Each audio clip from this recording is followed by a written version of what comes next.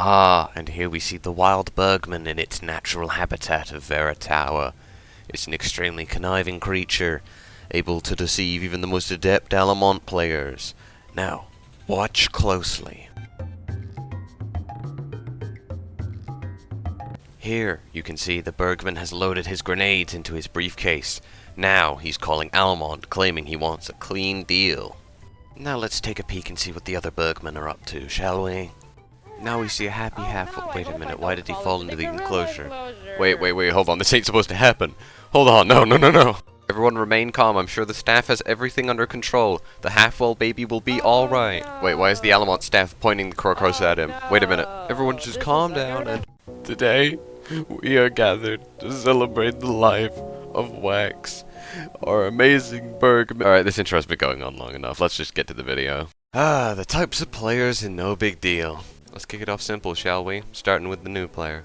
These people are generally quite chill, they just don't know what they're doing. They haven't figured out you can press F1 to see your keybinds, even though it's displayed on your screen at all times. They can't figure out how to manage their inventory, let alone how to reload their guns or make deals. Eventually you'll tell them to go watch the tutorial out of frustration, and they'll hit you with the, well, I don't really want to look up a guide, I'll just figure it out as we go. This is most often followed by them dying brutally in the same exact round. Alright, next on the list we have the no mics. No mics can be good teammates. The only problem is they seem to type slower than my 96-year-old great-grandmother, so you usually just see their heads fly off while they're trying to tell you that they've got the project on their back. There is also another type of no mic, where they just will not communicate with you at all. But for some reason, the skill they lack in communication is made up for with running people over and gunplay, so you'll usually see them mowing down a team of 5 on their own. Alright, next we have the poltergeist. Now generally, how you'll encounter these people is, you'll die with something of value to the other team, like the project, or money stacks, and you'll say in the spectator voice chat something like, "Man, I died in the forge of the project, god damn it." And after a second or two, the last remaining member of the other team 360s his neck and speeds down the road like a drunken dad, directly coordinating the exact longitude and latitude of where you died.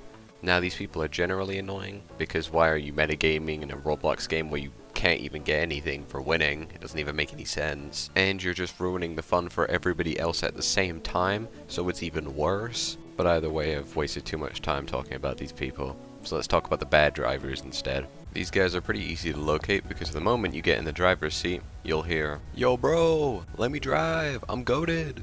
Under no circumstances do you relinquish the driver's seat in this scenario. They will drive you straight into the void if you let them. But if they manage to get in the driver's seat first, all I can suggest is you either don't get in the car or start converting to some kind of religion, because only a miracle can save you from the bodily harm coming right your way.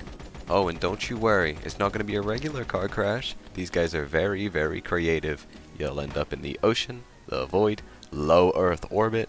The list really just goes on.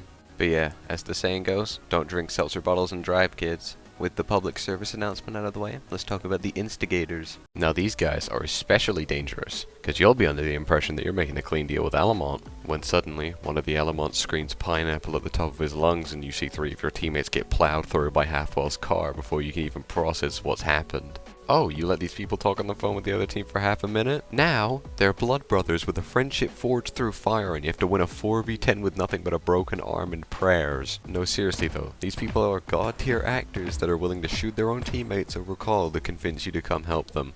And then your prize for doing so will be 2 briefcases packed with grenades entirely. That's enough about the instigators. Let's talk about the people who throw their money into the goddamn ocean. Now these people are some of the most infuriating you'll ever come across. Sure, burning a project in the forge is funny on Friday one time. It's not funny when every round you're dumping all of your valuables into the ocean like it's a hot potato. Now the most common argument you'll get from people like these goes something like, well, it's a part of the game, bro, cry about it. And I shouldn't need to explain why this is just fundamentally wrong, but I will real quick. The only location this can happen where it's intended to is the forge, and even then through some Roblox jank you can still get stuff inside the lava back out. Throwing it straight into a glitch spot in the void is nowhere near as intended as a lava pit. Now lastly, we've got the psychopaths.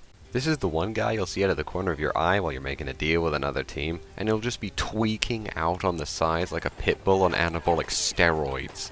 And you'll be lucky if he doesn't just lunge at your team on sight. These people are genuinely impossible to deal with because half of the time, the team he's on has no clue what he's doing either. The main caveat to these people being that they're usually pretty bad or pretty new, so you should be able to beat one in a gunfight if they try to attack you. Unless they're like that 1% of them which are just completely goated at the game and will annihilate your entire team, in which case you are pretty much fucked, but I mean, I guess you can try your best. And with that, I've gone through every single player type I have written down. Consider subscribing or dropping a like, I guess, and have a nice day, my friends.